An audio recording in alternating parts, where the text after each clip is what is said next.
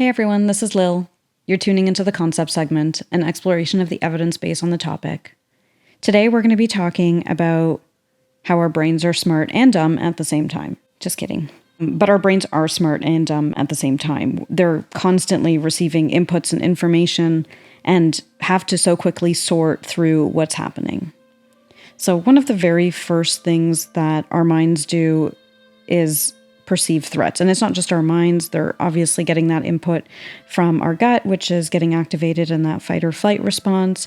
But we know that in our minds, we have biases or cognitive distortions, which means that sometimes the ways we think about things don't necessarily reflect a reality of what is happening there.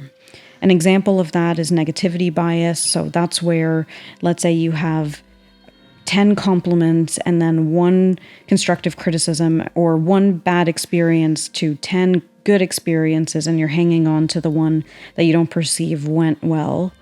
Or another example of a cognitive bias might be primacy or recency effect. So something like that comes into effect of where you're, let's say, presenting a presentation and there's multiple presenters. The primacy effect would be related to more attention being applied to that presentation or that bit of information because it was the first one received. And there's hundreds of others of these automatic biases and cognitive distortions. And when we are processing all of that simultaneously, it can be a lot. I can notice how even in my tone and walking through that, it was almost escalating to be considering all of the different inputs that go into processing just one input. And we have thousands upon thousands of inputs, if not more than that, happening at one time. And so something that can happen sometimes is that distraction noodles can come up. And distraction noodles are just things that I imagine kind of like a jack-in-the-box being opened and all of the whatever jack-of-the-box contents are called pop out of it and you don't know where to look. And the same thing can happen with our priorities or our goals and what we pay attention to. So I had an example of a negativity bias the other day. I was really feeling excited and proud about something and I shared it.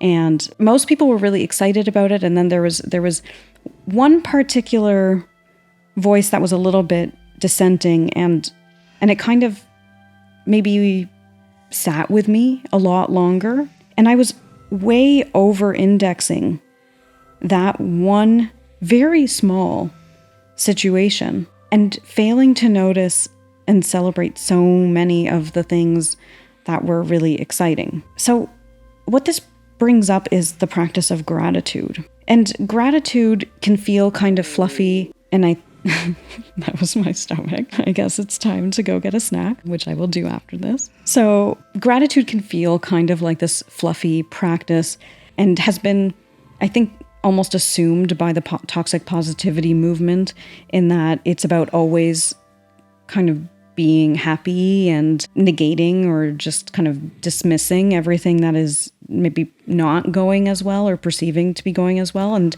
that's really not what the practice of gratitude is about. The practice of gratitude isn't about dismissing the things that we're perhaps not grateful for or that don't feel to be serving us, but it's about intentionally taking inventory and having perspective about the things that we are grateful for. Because at any point, there are things we are grateful for. And at any point in our day, there's an opportunity for kindness, and there's an opportunity for connection, and there's an opportunity for change. And that comes from a place of a lot of privilege to say that. So I really want to honor and respect that there's lots of different people in lots of different storms, and finding gratitude in some moments can be harder, and not everybody has all of the same supports or capabilities to be able to just change a behavior or change a situation. And I think in those situations, it's about focusing on what is in our control. And sometimes the only thing in our control is to accept some of our situations. But gratitude is a way that we can intentionally pause, slow down, take inventory, and objectively, because again, when we have things like cognitive distortions, and we're going to talk a lot about things like this in the practice session, but we have a tendency to just process these things very quickly, and getting out of our heads and writing things out sometimes can be really helpful in terms of taking inventory and being able to objectively evaluate something. And over time, as we repeat this practice, or sometimes I would say sit in this practice and get more accustomed to it, it becomes more automatic. It's not easy necessarily to be naturally leaning towards gratitude. And it's not natural for us to also wake up in the morning and brush our teeth. But we've created a habit and a practice of it. And so it has become part of our routine. And we can train our brains through neural plasticity to also change and activate our reticular activating system to focus more on things that we are grateful for. I mentioned the concept of a reticular activating system just a moment ago, and I'll share an example of what the reticular activating system is. If I was to ask you the question, how many gray Dodge Caravans have you seen this week? You probably would have no idea. But let's say you were in the market for a fancy, hot, gray Dodge Caravan. There's a story behind the whole Dodge Caravan thing. Her name is Gigi. But then you will find them everywhere. And it's because your mind is attuned to that. It's the same as, let's say you just got introduced to a song that you really like, that everybody has somehow known before you, but you are just getting familiar with it, and then you start hearing it everywhere. It's not that the frequency of it playing has increased, it's that you're paying attention to it. And we can train our brains and our reticular activating systems to pay attention to gratitude as well. And something that is a values violation tends to pull our attention and awareness towards it. There's a survey that I've talked about before. It's called the Values in Action Survey. And the VIA Institute is who administers this, and it's an evidence-based survey that I think is fantastic.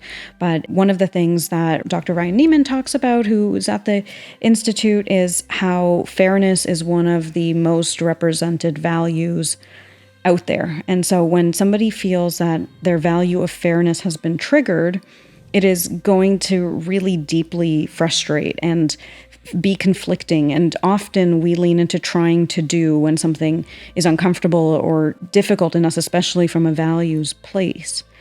And so when we're finding ourselves getting pulled into something, it can also be really helpful to look at if it's a values violation or not, or maybe what's at the root of that situation. So what that all speaks to is that making goals helps our brains get off of autopilot, and also gives us the agency over our decisions and how we move forward. I think it also builds accountability, not just with ourselves, but also with others. We know that there's an evidence base that suggests that writing things out increases the likelihood that they will be followed or adhered to, especially when those goals are aligned to our authentic selves. I saw the other day on the internet, and I don't know if this is validated by any sort of fact, but that authenticity is the word of 2024, which makes me really excited, because I think if we are working towards being more of our authentic selves, that we will have more kindness and more humanity in the world. Because I think at our core, and I guess this is one of my beliefs,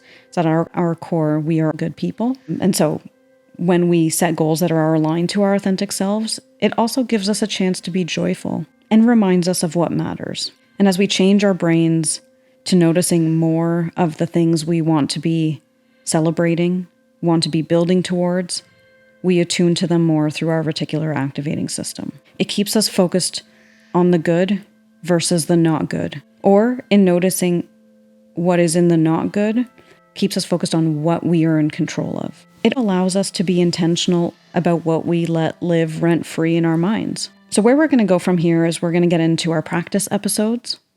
And you might have noticed I said episodes there. That's because there's a couple different practice sessions that can come out of this segment. So for this week, we're going to focus on goal setting. And then in the future, in a second session, we're going to talk about becoming aware of those automatic thinking patterns and cognitive distortions, and then navigating how to lean into or out of them. So that's it for the concept portion. And if you want to step back and listen to the personal reflections, that's the stories episode. And where we're going now is to the practice episode. And again, as a reminder, this one is going to be focused on how to create goals. Please like, follow, and leave a 5-star review if you're enjoying this. Thanks for being part of this journey. This is Lil, and you're listening to Lil on Life. Lil on Life podcast is produced by Brandon and Company. You can find his work on Instagram at Brandon Allen. Lil on Life is a Big B and Little L collaboration. Opinions expressed in this podcast are my own and may not reflect those of my employers.